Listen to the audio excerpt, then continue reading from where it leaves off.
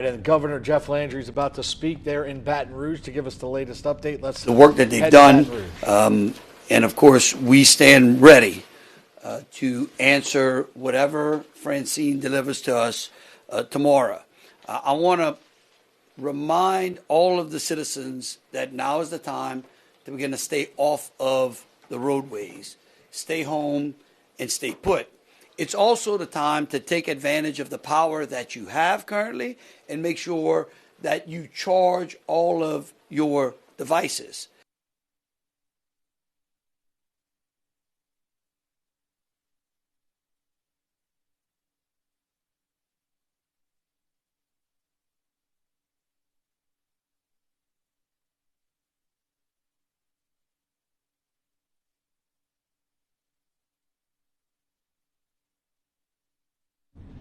All right, so we're having some difficulty there. We're working on that. We'll get it back up with Governor Jeff Landry as he addresses everyone and lets us know the. Let's go back out to Baton Rouge and Jeff Landry. Policies and etc. So we want you to make your preparations and stay informed. And GOSEP will continue to provide updates as we monitor the storm's progress. Again, if you can go to your app store if you have not yet and downloaded the GetAGamePlan.org app. We encourage you to do so as well. At this time, I'd like to bring up our GOSEP Director, Jacques Thibodeau. Good morning, everyone. Okay, real quick for everyone, the time to evacuate has now passed. It is the time to go to ground and hunker down. We are now no longer in the prepare for a hurricane. We are now in the respond for a hurricane or to a hurricane. So what I'd like to do is to take a quick moment and highlight the fact that we've been working in a partnership with FEMA for the past 3 days. We have our Region 6 Director, Tony Robinson, is here, and he's going to say a few words, and then we're going to turn it over to Jay Grimes to give you a quick weather update, and we're going to talk about how you respond to the initial effects of a storm. So, Tony? Thank you, Jacques. Thank you, Governor. As Jacques said, we've been working very closely with GOSEP for the last several days. We've got teams on site. We've got commodities here like water, meals ready to eat, generators that are ready to deploy out, working with GOSEP. We'd really like you to do what the governor said. Take this storm seriously. It is a serious storm. Your final action should be complete, and now is the time to hunker down and ride the storm out. Follow the instructions of your local officials. The president did declare an emergency yesterday based on the governor's request. That provides the assistance that the locals and states may need for commodities, resources, and some reimbursement. So we just want everybody to know that really is for the governments right now to be able to help them make sure that we're taking life-sustaining, life-supporting actions. We'll continue to work closely with the state and GOSEP on being prepared for the storm, whatever resources are needed post-storm, and do some assessments to be able to determine what other federal assistance may be needed. Thank you. Jay, quick update. So we know that the landfall will be later this afternoon into the evening hours, but I want to remind everybody that the first wave of tropical storm force winds aren't that far away. They'll probably begin to move in on the coastline soon after midday. And behind that, by just a couple of hours, that first line of hurricane force winds. So even though landfall is later today, as gentlemen have already said, it's time to go ahead and sit down and take your place and ride out this storm. The little bit of good news here is that the storm should move through relatively quickly. Most of the impacts should be out of the state by or soon after midnight. And we're also looking at a little bit of a reduction in the rainfall totals with the storm system as well. All that said, this is still going to be a serious weather event between now and midnight tonight. So go ahead, take your precautions, finish up the last of your preparations, and ride it out today. Okay, State Fire Marshal, sir. Good morning. Thank you, Jacques. Governor, we're going to talk about generator safety today. And, you know, we always talk about this issue because it is an issue. Make sure that when you use a portable generator, you keep it away from the windows and away from the exterior of the house and the openings of the house. Be sure that you always keep it 15 to 20 feet away from those windows and those doors. Before fueling it, make sure you turn it off and let it cool for 15 to 20 minutes. Never use it during the storm. Use it after the storm. Make sure you have a fire extinguisher close by, and make sure that you have your carbon monoxide detector working and in order. This is very important. We lose people every hurricane because of this issue. Please adhere to those restrictions and warnings. Thank you. Sir, could you please say your name? Brian Adams. Okay, Louisiana National Guard, Wildlife and Fisheries on our search and rescue prep. Yep. Hey, good morning. Since Monday, the Louisiana National Guard has been mobilizing and deploying across the coastal parishes of Louisiana to respond to the hurricane. And based on the track of the storm moving east, as of yesterday evening, we started repositioning our forces to the southeast and south central Louisiana. We currently have over 2,300 guardsmen on mission, and will continue to mobilize forces to reach approximately 2,500 total strength before the storm strikes. The Louisiana National Guard is supporting civil authorities and other agencies, and will continue these efforts with a focus on search and rescue. To assist with that potential search and rescue mission, operationally right now we have 58 boats and 101 high water vehicles in the area of operations. We also have now 61 aircraft in the Aviation Task Force. Our Air Coordination Cell here at GOSEP is working with other federal and state partners such as the U.S. Coast Guard and the Louisiana State Police to synchronize air search and rescue assets and operations. We also have other assets that are in reserve to include 29 additional boats and over 270 additional high water vehicles. We've pre-staged 14 route clearance teams across 7 parishes to assist with debris removal and clearing roads for our first responders can respond to the storm. Additionally, the Louisiana National Guard has liaison officer teams supporting numerous parishes across the state. Overall, our mission is to support the state, parish, and local partners, is to save lives, mitigate suffering, protect property, and assist in rapid transition to normal operations. We are working in coordination with our neighboring states, the National Guard Bureau, U.S. NORTHCOM, for contingency planning of additional forces as we continue to assess the storm. The Louisiana National Guard is prepared and equipped to respond to the hurricane. Our training prepares us for this mission, and we are ready. Thank you. Good afternoon. The Department of Wildlife and Fisheries has a long history of working with both the Louisiana National Guard and Louisiana State Police in events like this. We currently have 150 agents fully prepared with both rescue trucks and rescue vessels to go into any needed areas, as well as our MSRT teams ready to do mission-ready recon missions when they need to go into the areas post-storm. Thank you.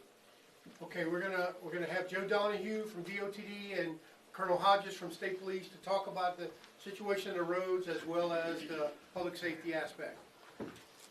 Thank you. Good morning. Joe Donahue from DOTD. We are monitoring the current situations. There are currently 4 roads in the state that are closed due to either rising water or closed floodgates. And I just also want to remind everyone that after the storm passes, that does not mean the danger is over. We will be sending crews out to clear roadways from debris and to monitor for flooding. But do not drive through standing or running water. Keep an eye out for downed power lines, and always keep safety first. Thank you very much. Good morning, everyone. LSP has over 400 troopers active across the state, with the additional personnel available and on standby, ready to respond to storm-related issues. Troops in affected areas are operating on double shifts to increase uniform patrol presence throughout the state. As road and travel conditions are affected, all updates will be available through the 511 travel information system at 511-1a.org. Dial 511 from your mobile phone or telephone or through the Louisiana 511 mobile app.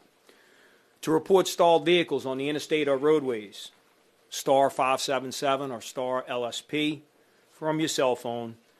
It'll track you to your nearest troop location so that way we can respond accordingly. We urge residents in southeast Louisiana specifically to comply with your local evacuation orders and take all precautions to keep you and your family safe. Motorists should avoid all unnecessary travel and be mindful of curfew restrictions in their local communities. As the governor said and the other state officials, please follow the rules and regulations that your parish and local leaders have put in place and remain inside. This is a time right now when no one should be out on the roadways. Additionally, our troopers are ready and fully prepared to respond, but need everyone's help to ensure the safety of our communities. Please check on your loved ones, check on those who are most in need by telephone to make sure that they have everything they need, so when the storm does pass and we move into the next phase of our operation, that you know where they are and that they were safe prior to it hitting the coast this afternoon. Thank you. Governor. Yeah, again, a couple of things. Again, want to thank Tony and FEMA, the FEMA administrator, Cresswell, and the White House for responding to Louisiana's needs and giving us that pre-landfall declaration. We look forward to working with them as we move into the post-storm recovery on tomorrow. Again, we're going to be putting out, also for the press, we're going to be putting out some information because I know that you have had some questions on shelters. I would remind y'all that initial sheltering is always a local responsibility, and that they put it out. If statewide shelters are going to be operational, we will get y'all that information as well. Again, I would urge residents to take the necessary steps of preparing for the storm to come. It is on our doorstep as we speak.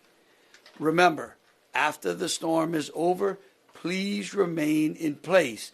As you heard from all of these agencies, we are going to have a lot of people on the roadway that is necessary to put the vital infrastructure back in place so that you can go about your daily lives. We have checked with our utility partners. We feel like they pre-position the assets necessary to help them. Jay is going to give us some great information, hopefully tomorrow, that the winds will die down real fast so that the utility crews can get up and on those lines, because remember, they have a wind restriction as you know, if the wind exceeds 30 miles an hour, they can't repair the line. So we're hoping that this storm passes fast enough through the state and we can get all those utility trucks and DOTD and our first responders on the roadway.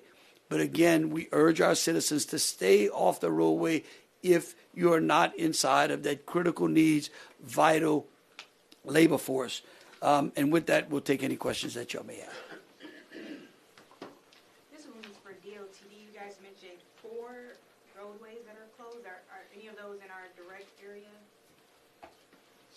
So if you're referring to the capital region, the answer is no. There's St. Mary Parish and more of the coastal parishes, Cameron and Vermilion. Yeah, thank you. Could you be a little bit more specific about which road closures there are? I certainly can. Let me bring my notes up here. So we've got, I know it's 317 in St. Mary Parish, which was requested by the locals. We also have LA 45, a portion of it in Jefferson Parish, LA 3147 in Vermilion, and then LA 27 in Cameron. And I'd also remind you, I think on DOTD's app and website, 511, which was mentioned. That's correct. These road closures are actually posted there as well. So I would encourage the press to monitor DOTD's app. They do a great job of updating those road closures and any issues that we have with the infrastructure in almost real time. Yes, Julie. Are you all coordinating at all with the Cajun Navy? What role do you expect, if any, do you expect them to play? And I wonder, Governor, if you've talked to the President. I have not spoken directly to the president, but I have spoken to the FEMA administrator. I've spoken to Major General Peoples with the Corps of Engineers. We have been working with our congressional delegation, the entire delegation. In fact, we actually invited the congressional delegation staff into the UCG meeting so that they could participate as well. And I am fully confident that our federal partners are working very well with the state agencies, and our local partners are doing a great job as well. Okay, as far as the Cajun Navy, all of the volunteer organizations active during a disaster, it's called VOAD is the acronym for it, are all a major element of GOSEP. We meet with them quarterly to include the elements of the Cajun Navy as well as ground force, which is another element. So we do talk to them throughout the year, every quarter, and they're always involved and integral in our process. It's just one more tool in our toolbox that we always use in every disaster. All right, any more questions? Regarding sheltering, has the state mega shelter had any requests from the locals to take in any of that overflow yet? We have not. Have not. We have not. Why, do you know of any? I'm asking you, Governor. Well, no, I know you asked me like you might have known. We don't. We have no information today that there's any requests. No, Doc and I both have not received any requests from a parish. Yep. Yesterday you told us that there were just a handful of people relocated from nursing homes. Have there been any more evacuations from nursing homes? Yesterday we mentioned Vermilion had moved 8. The only update, Luleen has moved 2 to Metairie. Other than that, everything's going well. All right. Any more questions? Yep. Yep. I'd like to ask Jay, does it look like the storm of the eye is headed more toward the east now, jogging more toward New Orleans? The shift that we saw in the storm track yesterday came to an end during the afternoon and evening, and since yesterday evening, there's been no appreciable shift to the east. So even if we see a minor jog between now and landfall, it's not likely to be sufficient enough to greatly endanger New Orleans beyond the state that they're currently in. Okay. Any last questions? What role did we see the Red Cross playing? Have you guys been in contact with them? Yeah, we had the Red Cross was in our UCG.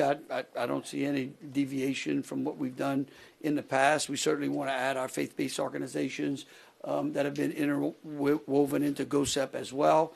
And so lastly, look, I want to thank the citizens of the state. I think that all of y'all, everyone out there has been great as we prepare for this particular storm. Again, I would caution our citizens that just because it is a Category 1 or possibly a Category 2 doesn't mean it's just going to be a thunder bumper, right? I know that we have been through a lot here in Louisiana.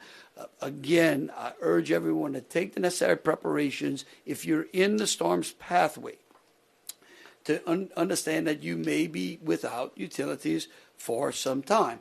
And so to go ahead and make those necessary arrangements, we look forward to keeping information available through our GetAGamePlan.org app and also through our different various agencies and through GOSEP. Jacques, anything? No.